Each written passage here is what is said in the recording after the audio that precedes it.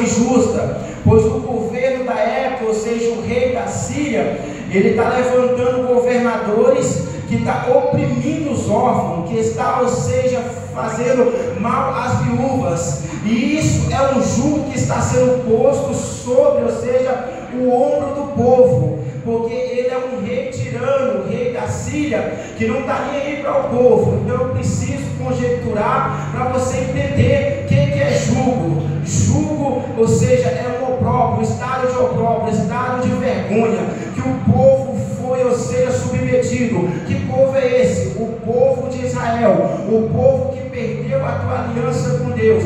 Deus não quebra aliança, mas o povo esquece de Deus e quebra aliança. Deus permite agora o rei da Síria ser como vara nas mãos de Deus para chicotear o próprio povo dele. Você já viu que quando a enfermidade chega, a gente já vai começar a pregar, corre para a igreja. Você viu que quando chega a escassez, você corre para os pés de Jesus. Você vê que quando o teu inimigo, o opressor, lança um jugo pesado sobre as tuas costas, sobre a tua vida, você corre para os pés de quem? De Jesus. E o povo na época estava dessa forma, que no capítulo 37 de Ezequiel, Deus fala para Ezequiel olhar para um vale de ossos sequíssimos, e lá, ou seja, o profeta não vê vida, mas Deus, ele vê além da tua visão e da minha, porque ele está dizendo para o profeta: você pode até não estar vendo vida, mas esses ossos são importantes para mim. Você pode até não estar vendo, ou seja, a perspectiva no meio do vale, mas eu uso o profeta para mudar o cenário. Não, você não entendeu ainda. Você veio aqui, descolocou, ou seja, da tua casa, você deu, ou seja, lugar para o Espírito Santo de trazer aqui, para ouvir a palavra do céu. Não foi para ver a roupa, ou seja, da missionária, não foi para ver a roupa do pregador, nem para ver a eloquência, a exegese, ou seja, a teologia do pregador, mas você veio aqui para ouvir a mensagem dos céus. Aí Deus está dizendo: eu não sei qual que é o jugo, o opróbrio, ou seja, o vale que você está enfrentando, o deserto que você está passando, mas Deus já te manda dizer, eu quero já pregar para você, que Deus diz que esse deserto não tem, ou seja, esse deserto, ou seja, ele tem um final, ele não é eterno. Este vale, ou seja, Deus está dizendo que tem vida no meio dele. Deus está dizendo que ele é capaz de mudar esse cenário sobre a tua vida. Cadê alguém? Deus está falando: o rei da Síria só vai continuar fazendo até eu permitir. Você já viu que Deus diz que lá através de 1 Pedro, no seu capítulo 5, versículo 8, ele diz que Satanás anda em derredor, bramando como um leão, porque ao teu redor Deus colocou um anjo acampado. Salmo 34, versículo 7 vai dizer: o que confia no Senhor, o anjo do Senhor acampa ao redor e o livra de todo. Isaías está dizendo que quando as trevas forem dissipadas, quando as trevas passarem, o tempo de calamidade se for, então vai surgir um novo ofício. Não, tu não entendeu, eu vou te repetir. Vai surgir um novo ofício para a unção ser derramada e quebrar todo o jugo. Eu vejo um profeta sendo levantado na nossa geração. Eu vejo, ou seja, sacerdotes sendo levantados, ou seja, ainda neste tempo. Eu vejo missionárias, eu vejo diaconistas, eu vejo mulheres, aleluia, ou seja, louvando como levitas do Senhor, sendo, aleluia, oficializadamente oficial ali, sendo lançada a unção sobre a vida. Quem entendeu o que significa unção? Glória a Deus. Derramado sobre a vida de quem for levantado. Eu fui levantado a pastor durante alguns anos, preguei, fui a Deus amor e tudo. Mas quando eu fui consagrar, tem um ano, apóstolo, pensa numa luta, pensa numa prova. Minha esposa já estava ficando, paz, era sozinha, ela ia para a igreja, eu nem queria saber mais de pregar, nem para a igreja. Pensa numa perseguição, pensa de jugo. Nós estamos pregando sobre o jugo, porque para falar da unção que despedaça o jugo, primeiro você precisa falar do jugo. Por quê? Porque você precisa ter vitória, mas você precisa passar também pelo jugo, você precisa passar pela aprovação. Aí Deus me despertou e falou assim: mas você não foi consagrado apóstolo? E você sabe o que significa a palavra apóstolo? E eu fui estudar, até inclusive inclusive estou fazendo segundo ano de teologia. Aí eu fui entender, apóstolo significa enviado, mensageiro.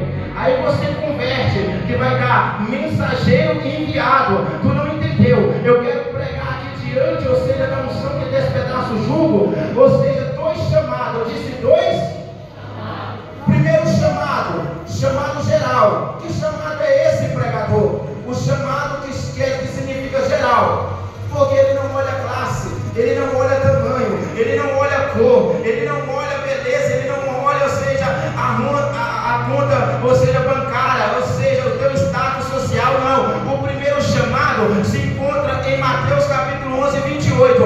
Vinde a mim, todos vós que estáis cansados e sobrecarregados, eu vos aliviarei. Vou simplificar para você entender. Vinde a mim, você que está com depressão. Vinde a mim, você que está no álcool, que está na droga, na prostituição, porque eu vou arrancar esse jugo das tuas costas, eu vou quebrar essas correntes, eu vou, ou seja, despedaçar esses ferrolhos e vou te dar a vitória através da unção que despedaça o jugo. Aleluia! Você entendeu que no primeiro chamado é o chamado geral. Ele te chamou na condição a qual você está. Hoje tu é ovelha, antes era bode, porque dava coisa. Antes você batia de frente. Antes você talvez era que nem, ou seja, Saulo, perseguidor, zeloso da lei, do conhecimento, do decálogo, conhecia o Pentateuco, conhecia o Ancorão, o livro dos judeus, mas não conhecia a graça que era a essência de Jesus. Fazia tudo ao contrário. Enquanto Saulo, ele, ou seja, persegue a igreja, por quê? Porque lá está escrito que nenhum outro nome pode ser anunciado ou pregado a não ser o nome de Deus. Então ele é zeloso, ele não está fazendo nada fora da palavra, ele está enquadrado. Só que ele não teve ainda o conhecimento, ele não teve o encontro com Deus. E enquanto ele é Saulo, a palavra Saulo significa grande. Ele persegue, ele mata, ele fere por amor da palavra. Mas quando ele tem um encontro com Jesus Cristo, o jugo é despedaçado através da unção. Ele não é mais Saulo, agora ele é apóstolo Paulo. E quando ele passa a ser Paulo, a palavra significa que Paulo é pequeno. E quando a pessoa se torna pequeno, ele tem um maior para lutar, para pelejar por ele. Ele tem um, ou seja, que vai Glória a Deus. dele. E agora eu vou dizer o segundo chamado, que é um chamado específico. Eu não poderia falar. Está te dando uma nova oportunidade. Na onde tinha um ponto final, ele colocou uma vírgula para dar continuidade na tua história. E está dizendo para você: prega a minha mensagem, prega o meu evangelho, faz a minha obra, porque eu te chamei para você ser a diferença. O sal precisa ser, aleluia, aquilo que vai temperar. Se o sal for insípido, de nada serve. Se não tiver gosto no sal, ele não vai temperar nada. Mas ele diz: você é o sal e a luz da terra. Então aonde tiver trevas, Deus vai te enviar. Aonde tiver escuridão, Deus vai te enviar. Aonde precisar ter sabor, tu és sal para temperar. É Deus dizendo que você não é comum. Aleluia!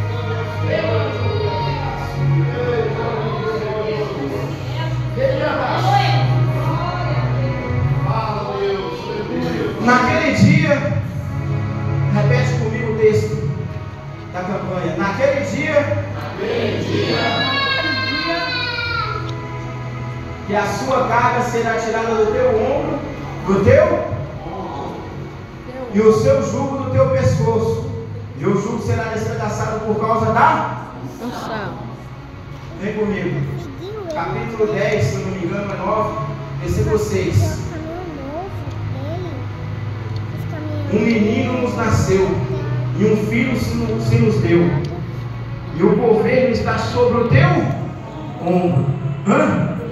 Mostrando, Jesus agora está sendo agora, ou seja, profetizado na boca de Isaías, que o governo não está no ombro, ou seja, nas mãos do governo do rei da Síria. O governo está sobre o ombro de quem? De um menino. Que menino é esse? Não, tu não entendeu. Versículo 6 do capítulo 9 vai dizer: e o teu nome será maravilhoso conselheiro, Deus forte, Pai da eternidade e príncipe da paz. Não, tem revelação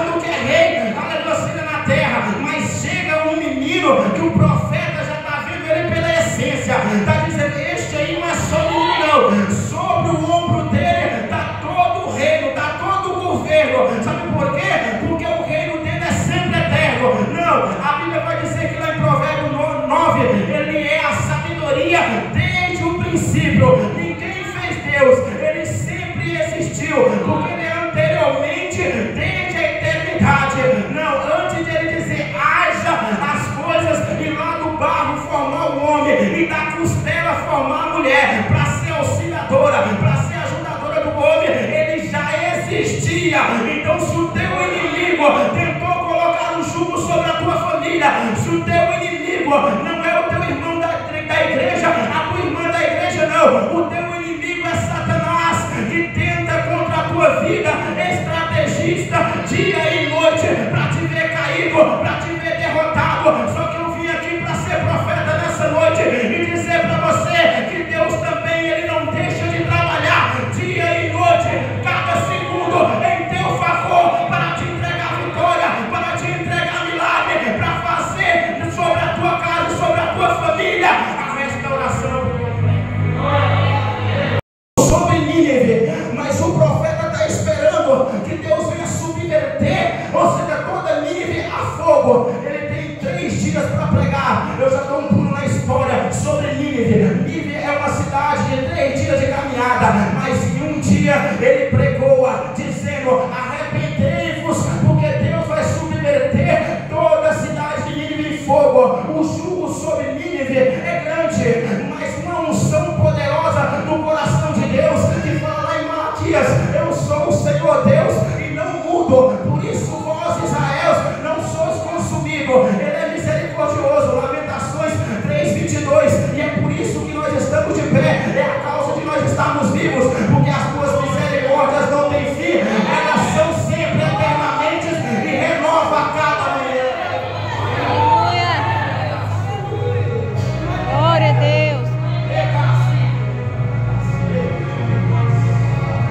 Enquanto eu pregava, eu olhava para você e eu via um livro aberto sobre as tuas mãos.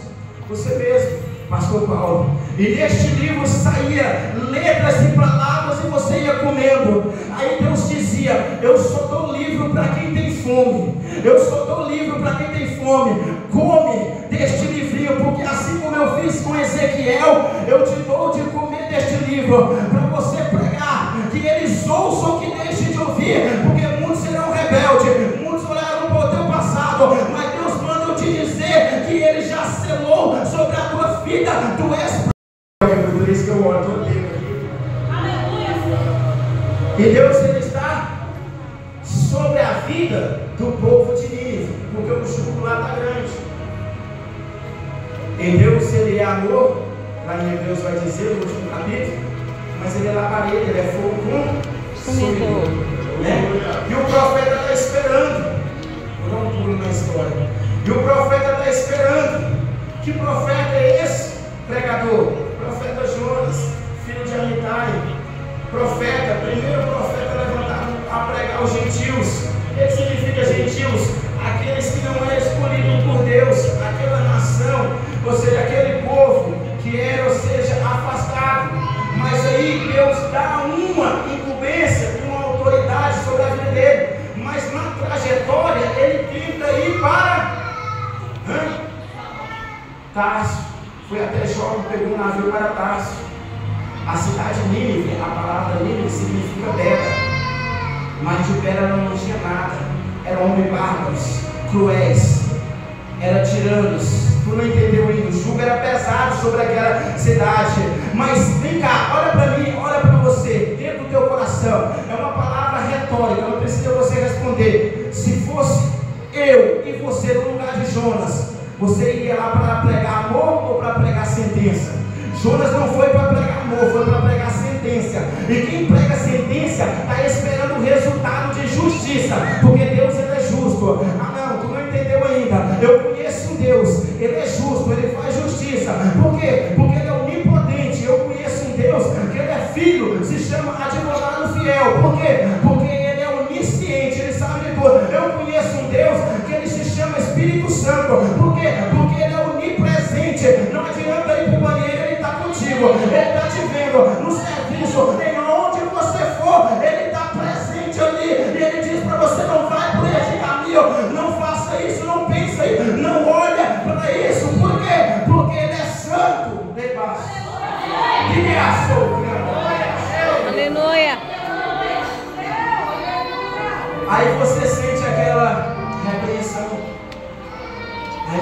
vai. Por quê? Porque senão ele vai colocar uma mula para conversar.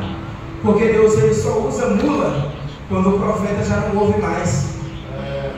Isso aqui é forte, quem pegou? Glória a Deus! Deus só usa mula quando o profeta já não ouve mais. Você sabia que tem profeta que fala o que Deus manda falar na boca, mas não consegue ouvir o que Deus está falando, sabe? Porque Balaão não ouvia mais Deus. Mas todas 7 montanhas, monte, que ele foi para amaldiçoar o povo, para colocar um jugo sobre a vida do povo de Israel. Quem que é o povo de Israel, pregador? É o povo que Deus separou e escolheu. Não, aí toda vez que ele abria a boca, ele não ouvia Deus falar, mas a boca dele Deus tomava do profeta e falava. Não tem como amaldiçoar um povo que Deus abençoou. Não tem como, porque este povo é escolhido, este povo é restaurado, este povo é separado para Deus. Aleluia. Agora tem profeta que ouve e só fala o que Deus manda. Pode esses ossos por acaso ter vida? Ezequiel. A palavra Ezequiel significa Deus fortalece. Deus não leva covarde para a vale, porque chega lá e ele afasta, ele desvia. Deus não leva fraco para o vale, primeiro ele fortalece e depois ele envia. E a palavra Ezequiel significa Deus fortalece. Então Deus envia ele depois de ter fortalecido, porque desce as mãos do Senhor sobre a vida dele para fortalecer. Toda vez que a palavra de Deus vir para você, é ele dizendo para você: eu estou confortando o teu coração e estou contigo. Porque quando você para de ouvir a palavra de Deus, você se sente só. Deus não fala mais comigo, eu não estou me sentindo sozinho. Já tem tempo que eu vou na igreja, Deus não usa mais o profeta para falar comigo. Mas quando você ouve a voz de Deus falando através dos profetas, você diz: Deus me ama, Deus é o meu pai, Deus é o meu amigo, pois ele está falando comigo. Aleluia. De Ezequiel até o capítulo 36 está lá, e veio a palavra do Senhor a mim. Mas no capítulo 37 vai dizer: e desceu sobre mim as mãos do Senhor.